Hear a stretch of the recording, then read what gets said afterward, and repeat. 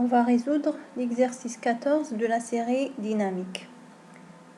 Je vais lire toujours l'exercice. Alors, qu'est-ce que vous avez? On vous dit un corps de masse M, grand M, est relié à un corps de masse petit m égale 2 kg par l'intermédiaire d'un fil inextensible de masse négligeable.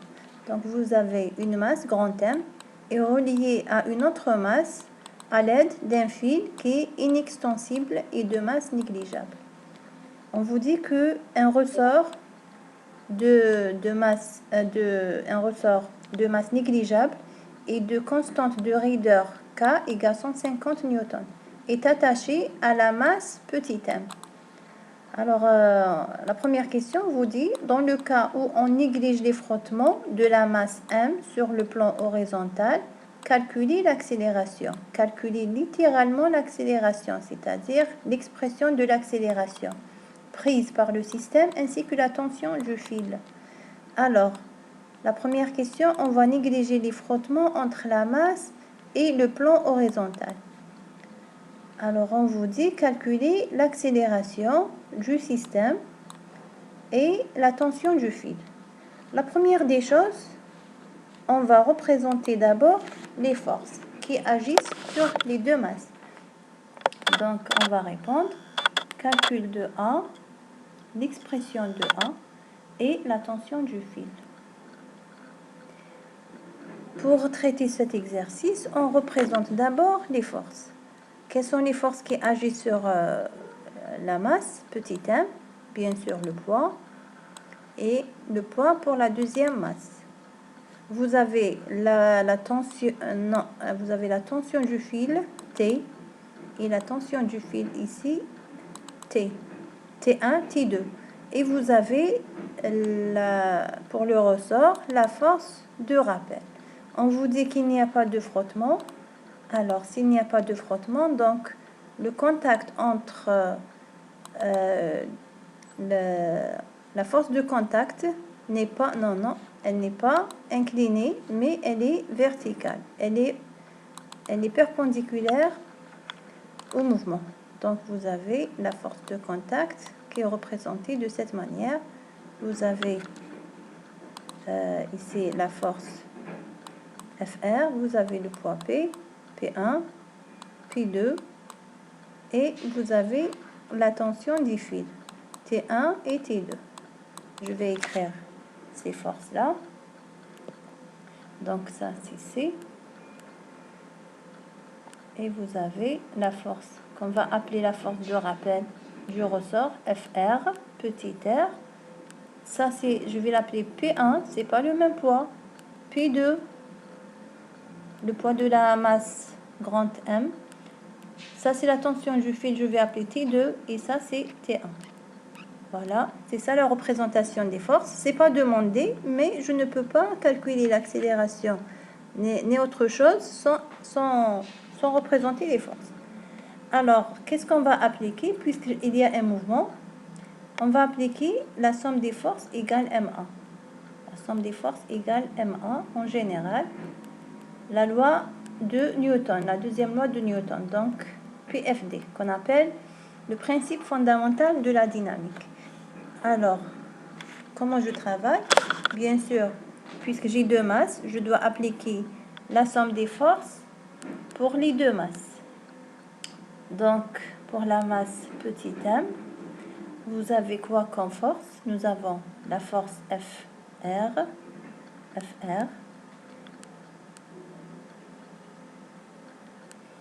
Je reprends. F, petit r, c'est la force de rappel, plus C, plus P1, plus T1, la tension du fil, égale la masse petit m fois 1, puisque je travaille avec la masse petit m, donc ce sera petit m fois 1. Et nous avons, pour la masse grand M, on va appliquer la même chose, la somme des forces égale MA. Donc, qu'est-ce qu'il y a comme force qui agit sur la masse grand M? C'est le poids P2 plus T2 égale grand M fois 1.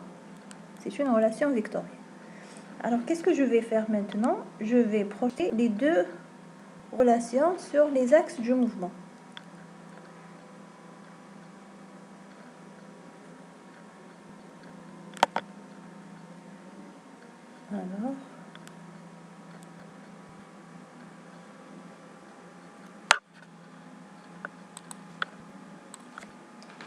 Alors, la projection des forces, ça me donne sur les axes du mouvement, donc sur l'axe X, sur l'axe Y, je représente l'axe X, c'est dans ce sens, Y, il est perpendiculaire à l'axe X.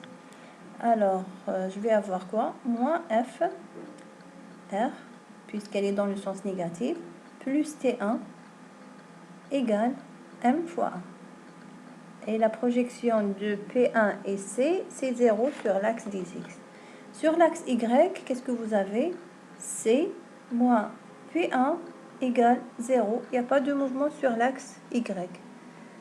Je vais appeler ça la première relation, 1, et ça, je vais appeler deuxième relation.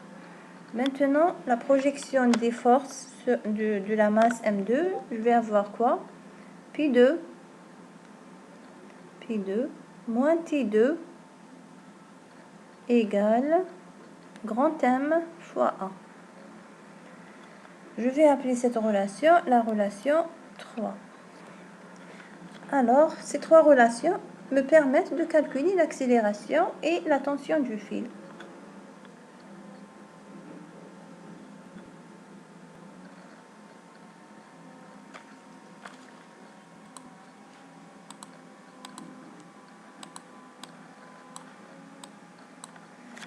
Alors, qu'est-ce qu'on va faire?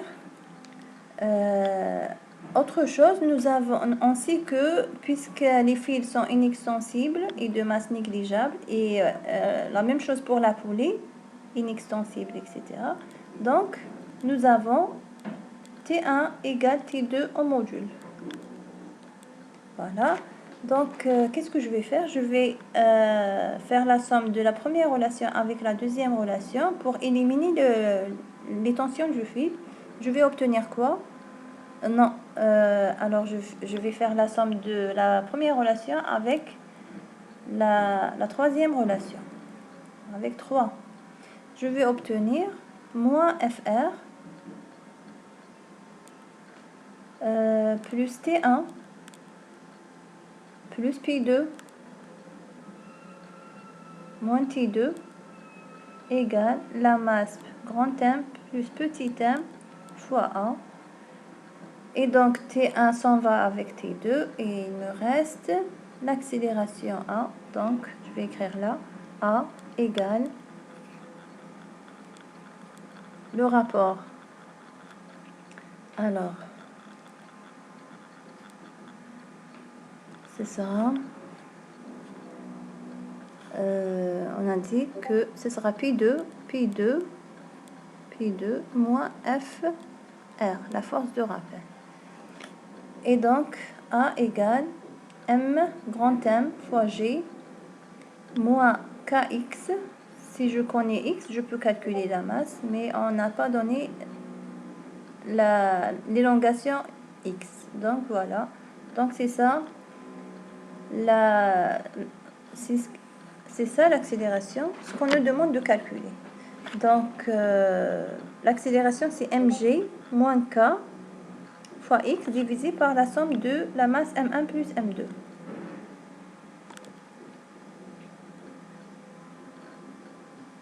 Voilà.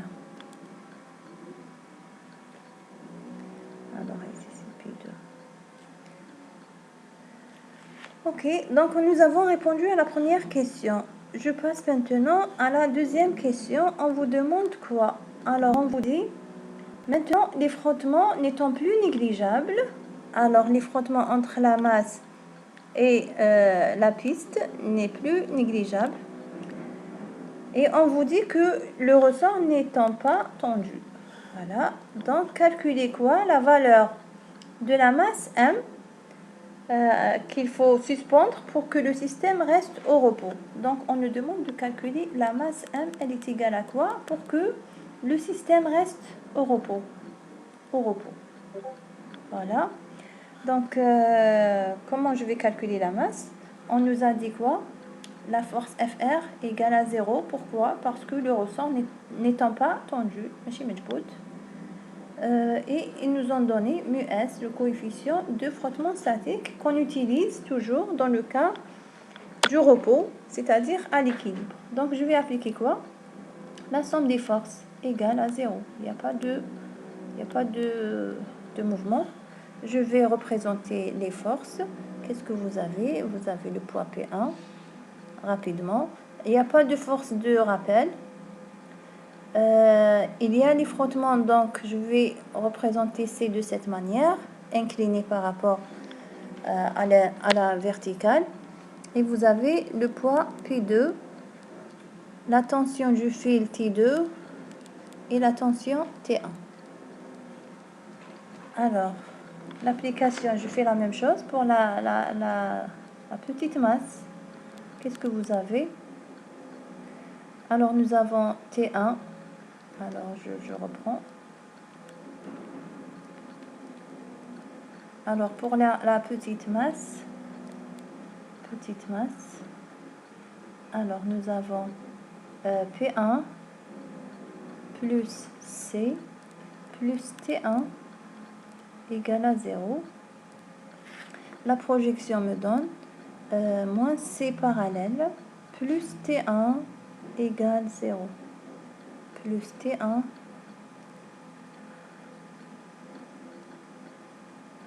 égale 0. La projection sur CY me donne C perpendiculaire plus P1 moins P1, moins P1 égale à 0. Et donc, c'est pas suffisant.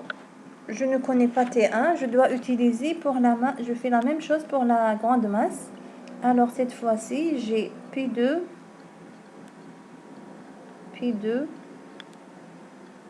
plus T2 en vecteur égal à 0. La projection me donne P2 moins T2 égale 0. Voilà. La dernière relation, je sais que μs égale C parallèle.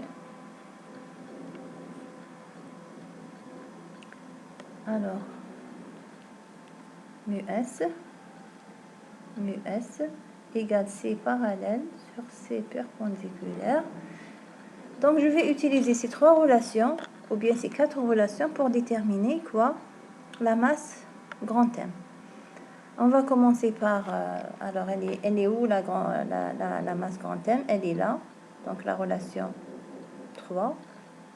Ça, c'est la relation 2. Et ça, c'est la relation 1. Alors, de la relation 3, M2 fois G moins T2 égale 0. Et T2 égale T1. T2 égale T1 parce que les faits sont inextensibles. Et T1 égale C parallèle, d'après la relation 1, égale C parallèle. Et C parallèle d'après la relation 2, la relation du 4. Alors C parallèle égale μs fois C perpendiculaire égale μs fois P1 d'après la relation 2. Et donc finalement, on a trouvé quoi? M2 fois G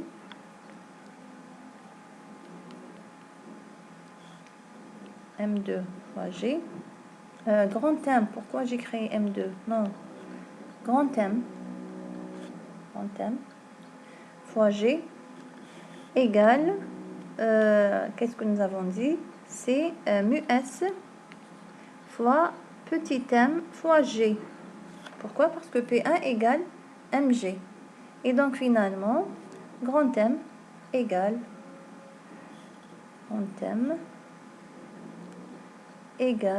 μs fois G.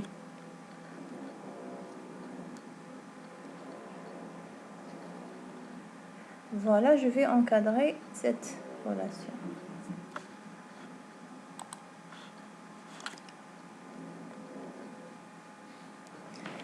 Donc, application numérique. Je connais la valeur de mu s, c'est 0,8 fois... non, c'est pas fois g, fois petit m, pardon, je me suis trompée. Erreur de frappe. Voilà.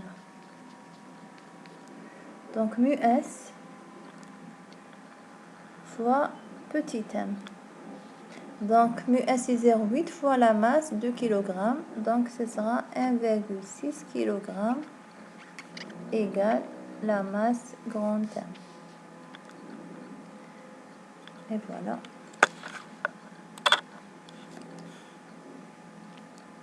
On passe maintenant à la troisième question, la dernière question. La dernière question, on vous dit quoi? On vous dit que maintenant, on prend maintenant une masse, la masse grand M égale 3 kg, et le ressort est étiré de 10 cm. Calculez à cette position l'accélération du système et la tension du fil. On donne le coefficient mu d égale 0,25. Alors là, on va faire pratiquement le même travail, mais cette fois-ci, on considère les frottements et la force de rappel du ressort. On va représenter toujours les forces. La même chose. Donc, vous avez P1, P1. Vous avez là P2. Vous avez T, T2. Vous avez T1. Vous avez la force de contact.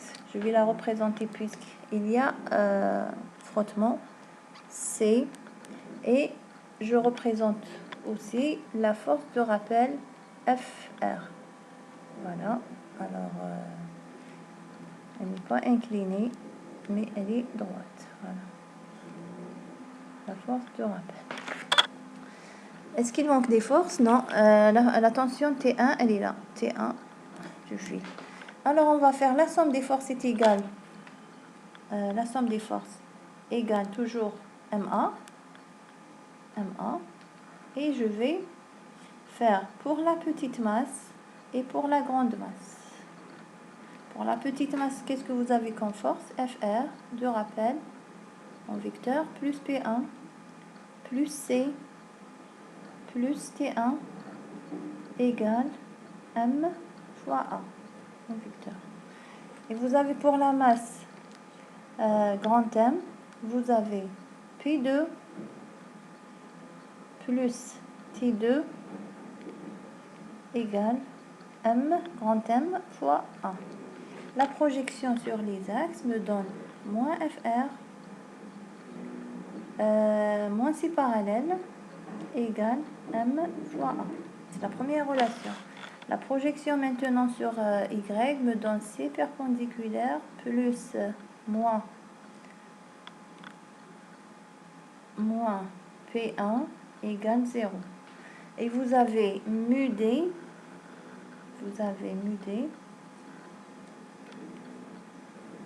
qui est égal C parallèle sur C perpendiculaire. Vous avez aussi T1 égale à T2 en module. Pourquoi? Parce que les fils sont inextensibles et la masse et les fils de masse négligeable. Voilà. Donc la même chose, la projection de P2 me donne P2 moins T2 égale grand M fois 1. Alors ces 5 relations me permettent de calculer l'accélération. Donc je vais faire quoi? 1 plus la relation 1 plus cette relation 5 plus 5. Ça me permet d'écrire moins C moins FR moins C parallèle. Alors j'ai oublié ici le T1. J'ai oublié T1. Je vais le rajouter. Alors T1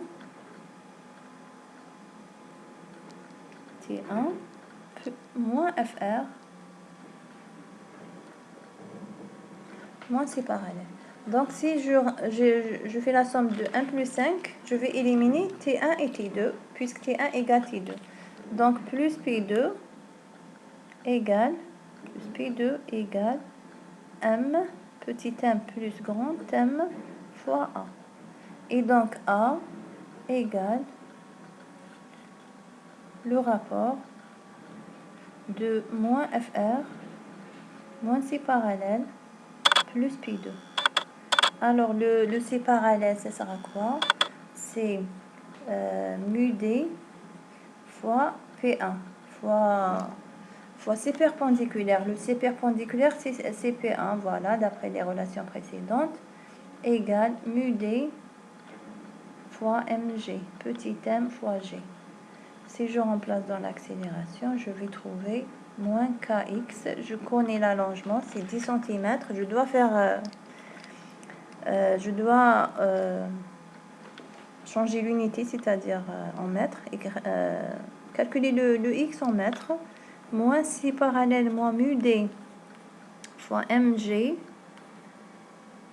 plus P2, donc plus grand M fois G, divisé par petit m plus grand M. Voilà, vous faites ce calcul numérique et on va trouver. Alors le plus important, il faut encadrer cette relation. Toujours, il faut écrire l'expression et puis après faire le calcul numérique. Il reste la dernière question, calculer la tension du fil. Alors je vais utiliser la relation 1 ou bien la relation 5 pour trouver T. Alors T1 par exemple égale T2 égale T, la tension du fil, elle est égale FR plus C parallèle moins, c'est l'inverse, moins plus petit m fois A. Si on calcule la masse, si on calcule l'accélération, on peut calculer facilement la tension du fil. Donc, pour l'application numérique, il faut la faire. Je vous remercie pour votre attention.